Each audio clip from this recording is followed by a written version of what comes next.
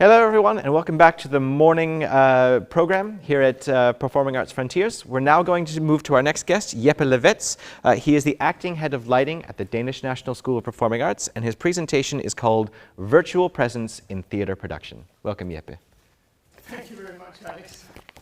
Thank you for the introduction, and thank you, all of you, for taking a day off and sitting in front of a screen on such a lovely day. I will be talking today. I will be giving a small introduction to the theatre, and I'm going through my two research projects about XR technologies in performing arts. So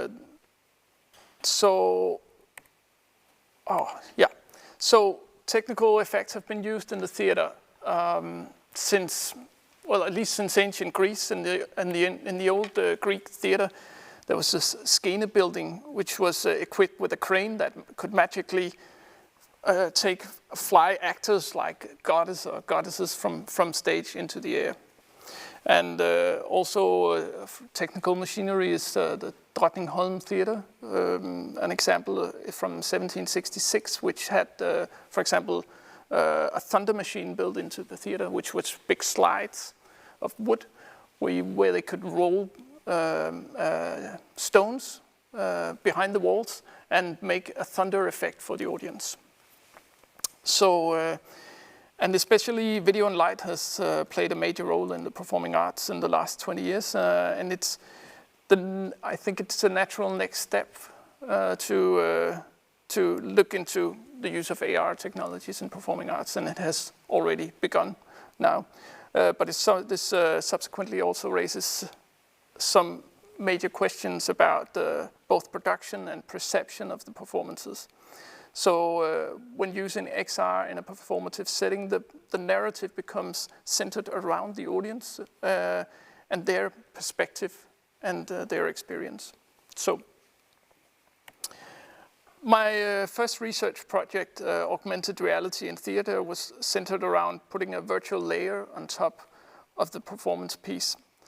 The technique perhaps most well known from the games Pokemon Go or the game Star Wars Jedi Challenge, where you fight with a lightsaber in your own living room. So I wanted to research how AR affects the way the story is told and perceived in a performative setting, how it contributes to the experience, and if it changes the way we construct the narrative and the production process. So how does it affect the performing arts, that the experience becomes more personalized and oriented towards each member of the audience? In my project, I worked with a performer and a script writer, and a sound designer to create a small performance trying out this format in a performative setting. In the performance, the audience was placed in the center of the room with an AR headset from Dreamglass. The headset featured a dual screen in the top of the headset, reflecting onto a half mirror in front of the eyes, making it possible to overlay a virtuality on the performance that the audience had in front of them. The headset also had 6 degrees of freedom. The room was rigged with speakers all the way around so that we could move the sound and the attention of the audience during the performance.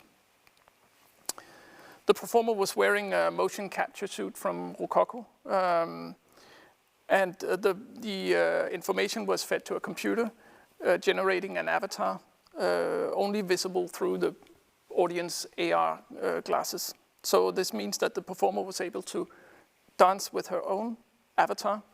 So sometimes the audience was seeing only the avatar, and sometimes only the actor, and sometimes they were acting or dancing together, performing together. So during the work, I experienced that when working with this technique in a performative setting, we were entering a whole new genre between film, game, and performing arts.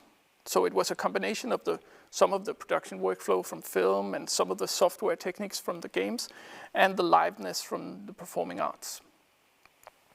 In this performance, we only had one audience member per showing, and this was partly due to technical limitations, but for the sake of this test, it was sufficient.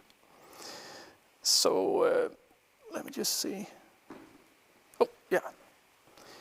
I experienced that the audience found it difficult to follow the narrative of the performance. So the interest in being in this new virtual universe and the practicalities surrounding the technical equipment was taking up too much of the attention. So we never got to that magical moment I had imagined from the Greek theater of lifting people into the air magically.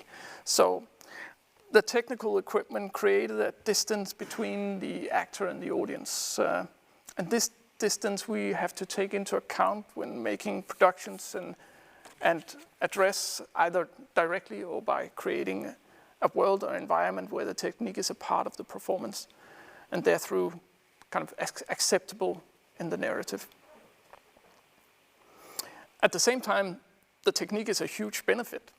So it can take us places where we would never be able to go, like place the audience on the verge of a canyon or move them into a forest or in the middle of a fire, for example. So the relationship between the technique and the actor becomes increasingly important and can become an obstacle in the creation of the production. In a stage production, we're used to the fact that the actor cannot see his or her own performance, kind of from the outside. But we're unfamiliar with working with an invisible set or even an invisible co-actor, as in this instance. So several times during these rehearsals, the performer asked me, where's my avatar? And we would have to kind of explain how the relationship, their physical or spatial relationship was during the rehearsals and the performance. And the performer would have to settle for the kind of the verbal explanation of this. Also, we had to take into account that even though we were virtually placing the set behind the actor, the picture was always generated on the screen, on the headset, between the audience and the actor. So it demands that the actor moves with great precision in the set that they're not even able to see. So it's yeah. I encountered that the audience had very different expectations and ways of reacting to the AR performance. Some of them was kind of standing still and not moving at all, and did not even turn around to see what was going on around them, even though we tried to move the focus with light and sound. And others were like moving around a lot, kind of seeking out every corner of the room with these headset on, and we were at some points afraid that they would pull the equipment from our tables because they were connected with wires. So this led me to talk to Bombina Bombast, which is a Malmö-based performance company that is working with immersive technologies, and they explained to me how they divide the audience into 4 subcategories. The first one is the follower, which is the audience that do what they're told and what is expected of them. The second one is the gazer, which is audience that are completely still and look straight ahead and don't turn around and have to be turned physically to look in another direction. The third is the butterfly, which is audience that explore every inch of the room, kind of walks, runs, crawls, and lies down. And the last one is the rebel, which is audience that do the exact opposite of what is expected of them on purpose. So I found out through my pilot that I needed to research more on the audience side and how to make them comfortable enough with the format to immerse themselves into the action. So this led me to my second research pilot, virtual presence in a theater production. So the aim in this project was to create a fully virtual stage production where the audience and performers was situated in each their own physical space, but joined in a custom-built virtual set. So this time I worked with a dramaturg and a Unity programmer, and for this we built kind of a sandbox universe. So the audience on site was led into their own room, physical room, equipped with a chair and a table and a deck of cards and a cup of tea. So when entering the virtual reality, they first entered a copy of the physical room. So to make things easy on ourselves and to keep focus on the research itself, we decided to work in apps that was already made for multi-user gaming. So all the sets was built in Unity and then imported into VR Chat. That's a cross-platform chat room app. So in this chat room, the audience was placed in each their own room with a very simple layout to make them comfortable with the situation of being in VR. So the audience was guided by a calming voice of how to use the headset and how to navigate in the virtual world. And after some while, we opened up the room to let the audience into a larger room, where the purpose of this room was to let the audience understand that they were in a world together with all the other audience members and actors. So the room was not larger than the actors could call for the attention of all attendees. The time in this space was used to explore the VR universe and move around, and in the different move around in the different corners of the set and pick up stuff. The first two rooms took about 15 minutes, all in all. So after 15 minutes, the audience was comfortable with the concept and could move around and had tried to communicate either verbally or non-verbally. After that, it was possible for the actors to gather the audience and get them to perform actions together. So when we experienced that all the audience members was ready we opened up to the set to more rooms gradually. So I'll show you a piece from this performance, video piece from the performance. Let's see.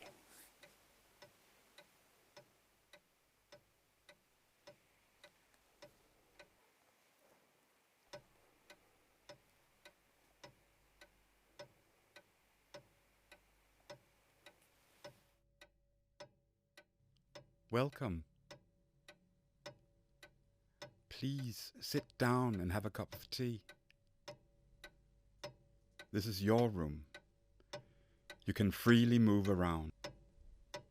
The tea might affect your senses.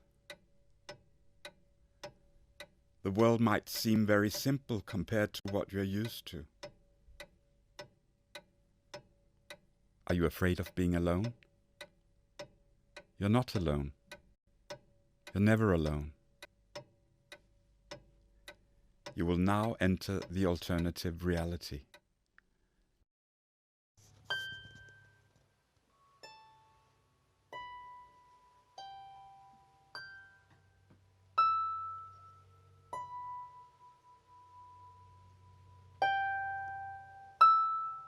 How do your tea taste?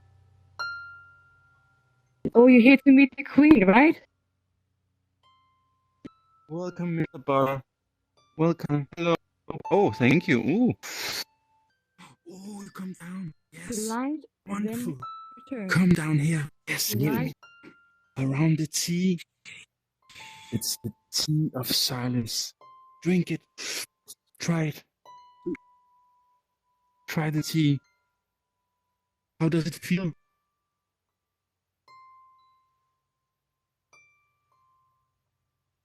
Do you know what all the white snowflakes are? Yeah. These are the souls of all the people that the queen has killed. Decapitated. Oh. Bush, drink some cake. Come with me.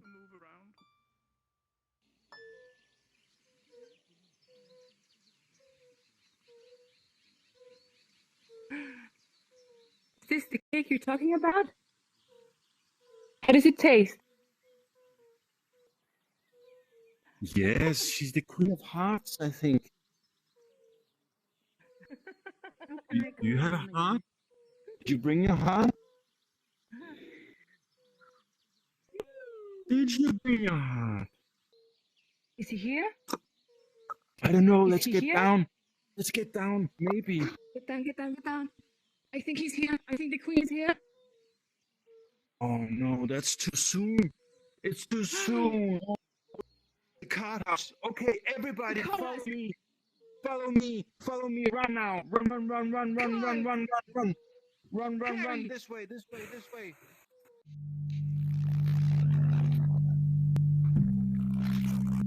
I think she's here. I think she's here. Check behind the cards. Check behind the cards. Check behind the cards. Maybe she's behind the cards. Look behind the cards. Please count the cards. Oh no, you count too loud. You count too loud. Oh no, now the queen will be very upset. If you hear the ocean, you know she's maybe here already. Mr. Butter, can you make a speech? Can you go to the podium and make a speech, Mr. Butter, please?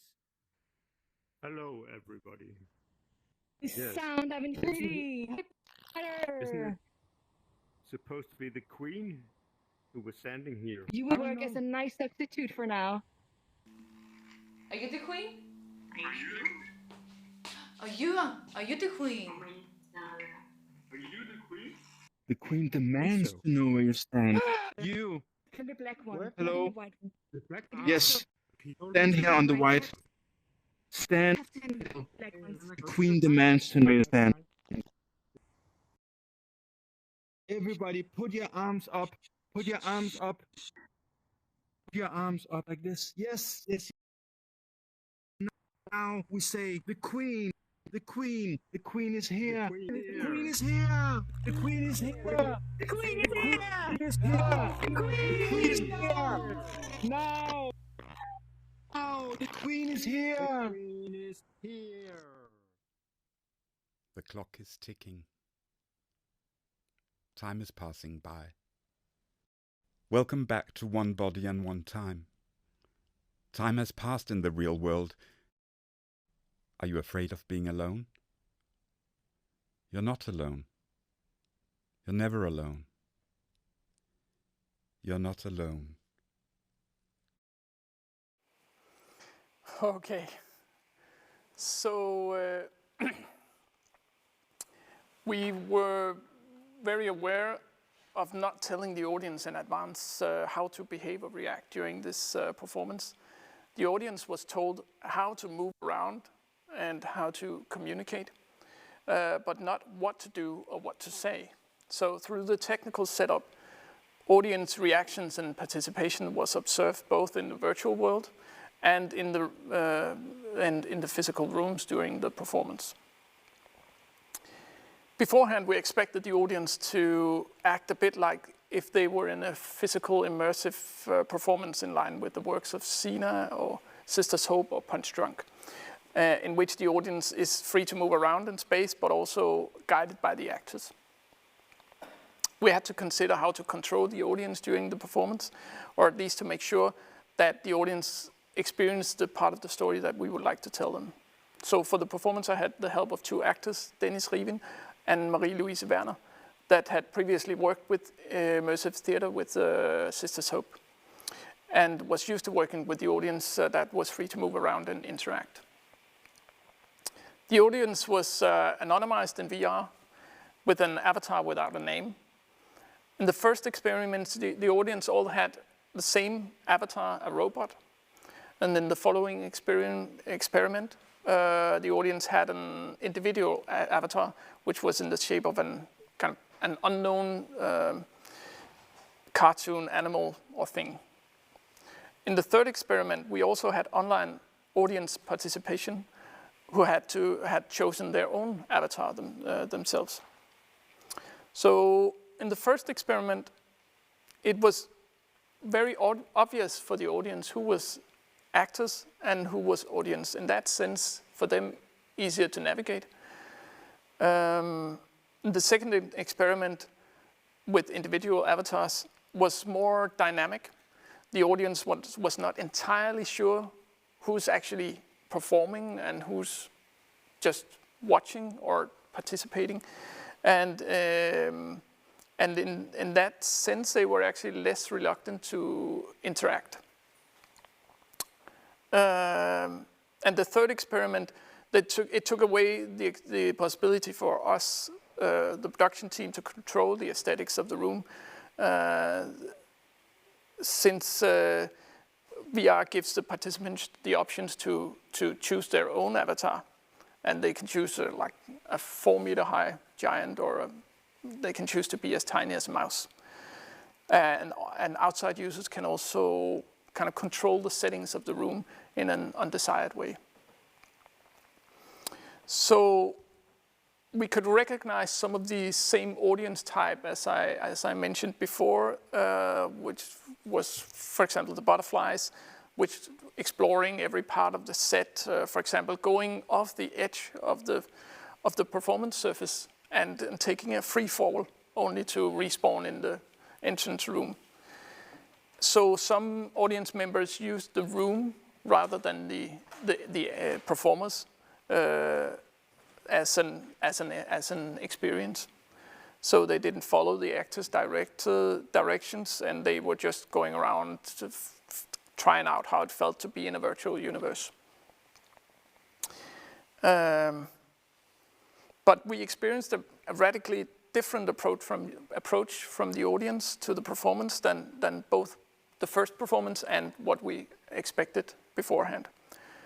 First of all, some audience members did not understand that they were in a virtual room together with other audience members and live performers. So even though they met physically in the foyer before the performance and moved into the rooms at the same time, they thought the whole experience was pre-programmed for them only. So this was only a couple of audience members, but interestingly enough, both a young and an older attendee. But most surprisingly, some audience members did not at all react according to any known social standards. So some audience members did not communicate. They moved around and observed, but did not interact, even when prompted by an actor or another audience member. Some audience members did things in the virtual world that they would not have done in the real life. For example, an audience member was approached by an actor that said, "Come on, follow me." And the audience member just panicked, turned around, and ran the opposite direction, away from the actor. We talked to her afterwards, and she said, "But he seemed a little bit scary," she said. So I felt I needed to run away. We also talked to audience afterwards, and one audience member told that she was interacting and communicating with actors and other audience in a way that she would never have done if this was a physical performance in real life, so to speak. So she sees herself as a very shy, and in a similar physical performance setting, she would have hidden behind a corner or behind other audience members. So the reaction seems to come from the fact that they were anonymized, hiding behind an avatar, so with another name and another appearance. A reaction that I think we can trace to other internet-based interactions, such as chat forums, social media, or comment sections. So both for good and bad, filters between people disappear in instances like this. So going off the edge of the performance surface, I see as a clear example of audience acting as if they were in a computer game. Because in a computer game, there's a general understanding that is, if you can do something, you're allowed to do it. You cannot do anything wrong. In that sense, we both had audience acting like they would in a physical world, and audience that acted like they were in a computer game. So I think I have not really established a common reference how do we act or interact in this virtual reality, and certainly not when used in performing arts. And when planning and performing live in VR, it can be important to produce kind of a set of rules from the start. Indeed, if we like to give the audience a united and uniform experience. So when taking all of this experience into account and knowing the patterns and reactions of the audience, the next big challenge is to harness the narrative, which is one of my main focuses in my next research project, and now with great inspiration from Henrik and Simon. So thanks for that. Hi. That's what I can contribute with from my. Wonderful. Thank you, Jeppe. Thank you so much for that. So welcome. Yes. Very, very cool. I love seeing these new technologies informing live performance and all the different things that are happening, and trying to bring two worlds that are kind of, they have a lot to offer each other, but they've never been brought together in this way before, and so it's still a huge experimentation process. I thought it was really interesting hearing about the audience experiences in the Alice in Wonderland story. And I wonder if you could talk a little bit about the audience member who ran away from the actor. Yeah. In Henrik's world, in his story, in the sort of adaptive storytelling world that he's creating, that would be fantastic to have the person run away from a character, because then it leads to another story interaction. But obviously with theater, it's harder, because it's the world isn't set up to adapt in that way, and then an actor has to suddenly be like, go and try to fix that problem and be like, oh well, now this audience member has disappeared and is hiding somewhere they're not supposed to be, and now I need to drop the story and go deal with that. Do you have any thoughts on, if you were to do this in the future, how would you try to anticipate that sort of thing? Like, can you build it into the story, or how would you work with the actors to resolve it? Yeah, we already in the first and second tryout, we figured out that we had to deal with this, and then we actually did 4 performances, and the third and fourth performance, we spent a lot of time kind of opening and closing the worlds behind and in front of the audience, so to kind of keep them in smaller spots. Yeah.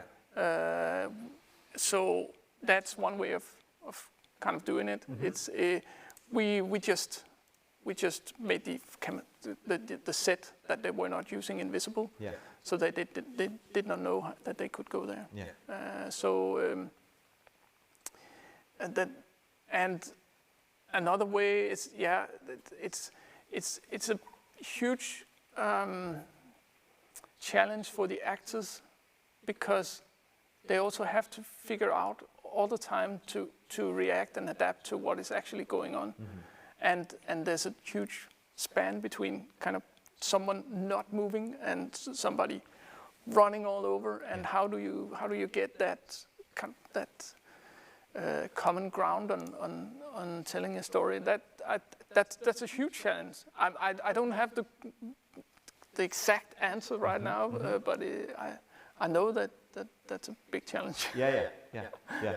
And yeah, it's just interesting, because if you're really trying to open up a sort of immersive, interactive experience, then people are just going to do things that you're not in control of. Yeah. So did the audience, did they get to meet each other after the performance? Yeah. Okay. So what we did afterwards was to gather the audience and have a talk about what they experienced, and how to gather their experience in both their background, to figure out, have they, for example, played a video game before? Yeah. That turned out to be a huge difference, and also to figure out what their experience was from this, and that's how we gathered the story about the different ways of that they were changing their interaction based on this, that they were now kind of anonymized behind this. And what's the what would you say is the benefit of doing? Because obviously, this sort of performance, if the audience are all in separate rooms and the actors are in separate rooms, you could do it remotely through the internet with people that are not in the same place at all. What's the benefit of doing it all in the same place? Oh yeah, the benefit is that we can control the starting point for them, right? So if you're attending from home, there's you have the kids running around you, and there's somebody cooking, and there's all kinds of things going on. And in this we had the possibility of controlling the room in a more precise manner, and we could build the room that we wanted for them. So that's of course a huge benefit, but it also demands a lot of rooms because they can't be in the same room together. There's latency, and they run into each other, and it's going to be a mess. So, but definitely it's if you can. What we did was the people that attended from on the online, we tried to give them a manual.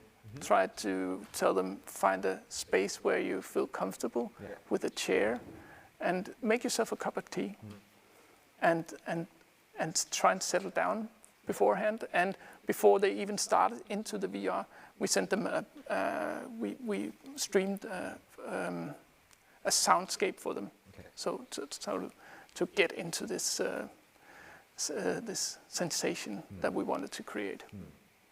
I guess another thing that occurred to me is also, I guess, if you're doing this in a live setting where people can come and see the show, then you sort of have access to anybody as an audience, as opposed to only people who own a VR headset at home, and people who own a VR headset that also want to go to an immersive theater experience on an evening. So it's It was actually possible to attend without a VR headset, but we did not invite anyone without a headset because we wanted to try out this VR experience. Also because I have attended some performances on screen, just on the flat screen, and it's quite a different thing. As I said again, I felt it was very important that people could close down the world around them and step into a new world, and not have whatever is around the screen or behind and everything to disturb them. I read an article recently. Someone was it was an opinion piece, but they were talking about that in for them anyway, that the ability to Netflix basically trying to create quality film kind of doesn't work in a way because there's not the magic of leaving your home and going to another space that's specifically set up for a cinematic experience, and that somehow when everything is accessible all the time, you lose the concept of anything being special in a way. So it just reminds me of that a little bit. I want to ask you real quick before we move on to the roundtable. Do I understand correctly? It seemed like the motion capture on stage experiment, that maybe you weren't quite happy with the way it turned out, or that you sort of feel like there's more to figure out with that going forward? There's definitely more to figure out, and this afternoon we're seeing another example of kind of the same technique of overlaying virtuality on a performance. So there's a lot of people working within this field, and there's a lot to work out. I was going into this the first project to figure out more about how this affected the working process, and ended up finding out that I really had to figure out how to kind of control or the audience, or at least give them the experience that I wanted. And that's why I kind of went in that direction for the next project. So it was a great eye-opener. It was a very small project in that sense, and a great eye-opener just into that genre. I wanted to ask you about that because, it does, exactly as you said, it ties into one of our guests this afternoon. Nordic Beasts are going to be talking about their show, Nora versus Soma, the augmented reality girl. And I think you'll find it really interesting, because I had a sort of pre-conversation with them, and they came up against all the same challenges that you did, and they have some really really interesting stories about what they had to do to resolve it, and it sounds like it's quite a challenge, but obviously the result is really interesting. So yeah, definitely. I'm looking forward Yeah, to hearing their talk this afternoon. Yeah. Good. Well, thank you so much, Jeppe. That was You're a so welcome. really cool presentation.